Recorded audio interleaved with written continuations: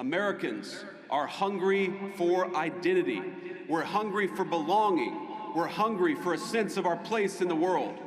And it's no surprise why. For many years, our fellow Americans have been dealing with a globalized economy that homogenized cultures and hollowed out our towns. Academics and activists pushing race and gender politics down everyone's throat 24/7. Big tech overlords using their internet platforms to censor stories that challenge the dominant far-left narrative in our country. More than any time I can recount, people are talking about American identity and figuring out what it is that unites us. But I want to say something here. The only thing that is truly served as an anchor of the United States of America is that we have been, and by the grace of God, we always will be, a Christian nation.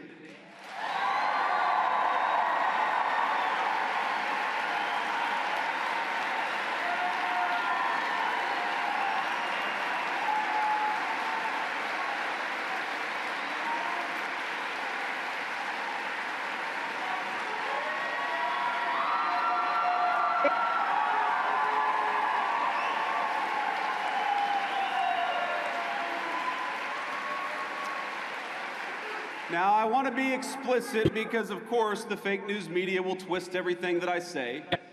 I'm not saying, do you feel about them the same way I do? I'm not saying you have to be a Christian to be an American. I'm saying something simpler and truer. Christianity is America's creed. The shared moral language from the Revolution to the Civil War and beyond. Across that history, our country's major debates have always centered on how we could best as a people please God.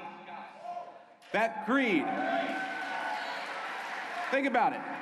That creed motivated our understanding of natural law and rights, our sense of duty to one's neighbor, the conviction that the strong must protect the weak, and the belief in individual conscience.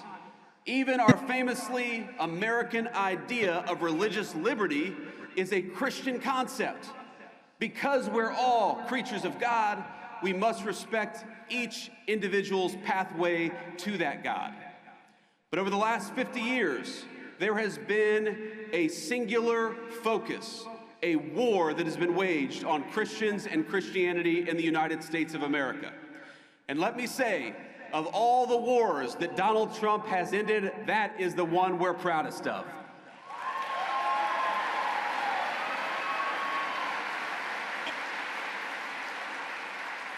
For decades, the left has labored to push Christianity out of national life. They've kicked it out of the schools, out of the workplace, out of the fundamental parts of the public square. Freedom of religion transformed into freedom from religion. And in a public square devoid of God, we got a vacuum. And the ideas that filled that void preyed on the very worst of human nature rather than uplifting it. They told us not that we were children of God, but children of this or that identity group. They replaced God's beautiful design for the family that men and women could rely on and turn to one another with the idea that men could turn into women so long as they brought the right bunch of pills from Big Pharma. They had all the religious fervor of a zealous convert without any of the grace or forgiveness of a true Christian. Scripture tells us, by your fruits ye shall know them. And we might ask, what are the fruits of these people and their principles? And the answer is a man named Tyler Robinson who killed my friend.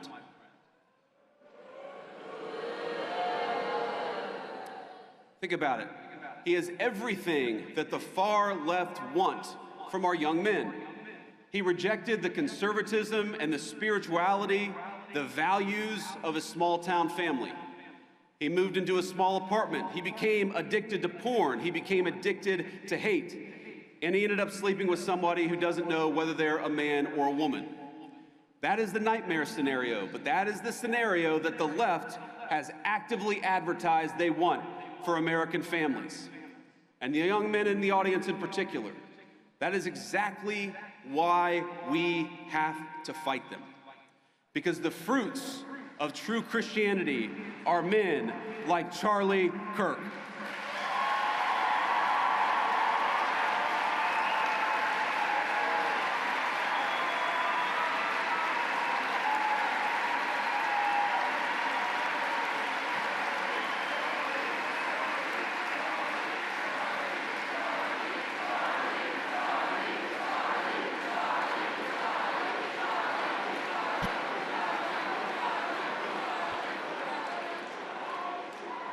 The fruits of true Christianity are good husbands, patient fathers, builders of great things, and slayers of dragons. And yes, men who are willing to die for a principle if that's what God asks them to do.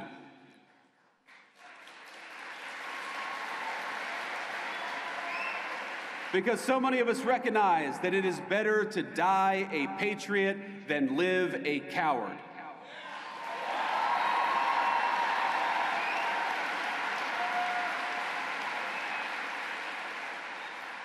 I'm going to tell you something I haven't talked about publicly before, but in the days after Charlie's death, I struggled a great deal.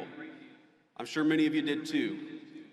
I remember watching every video of the assassination, looking for clues, trying to understand what happened. I tried to hide my friend and that terrible bullet hitting him, but I would try to look around.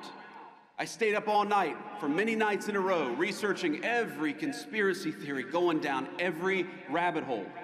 When my lovely wife, Usha, told me to come to bed, I told her I owed it to Charlie to try to uncover every stone, and so that's what I tried to do. I remember I was consumed by this fear that Charlie's death wouldn't just deprive a family of their husband or of a good father, but that it would deny our movement of a great unifier of people and a great doer of great deeds. It's the only time I can remember my wife ever telling me that she was really worried about me. She told me it many times. But what saved me was not lying to myself, but accepting the reality of the fight that we're in. Charlie's death was an immense loss, an irreplaceable loss. We got kicked in the teeth, my friends, and there's no sugarcoating it or pretending that it didn't happen. We need to accept that. And what saved me was realizing that the story of the Christian faith, like the story of these United States of America, is one of immense loss followed by even bigger victory. It's a story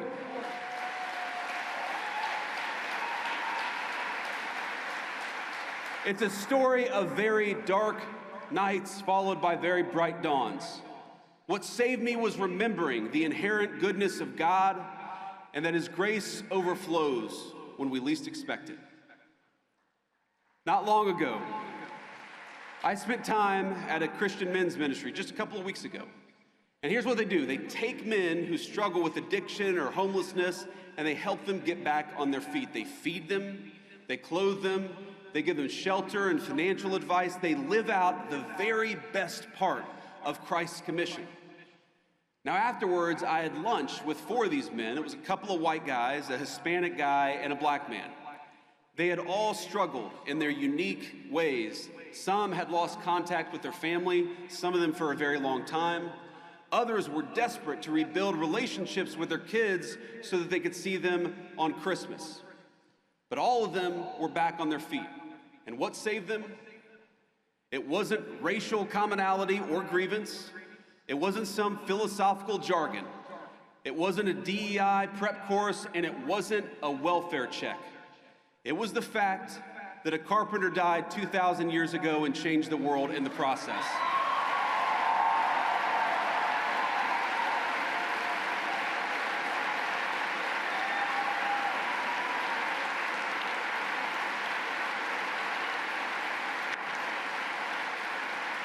If you go to almost any food pantry in this country, you will find Christians feeding the poor.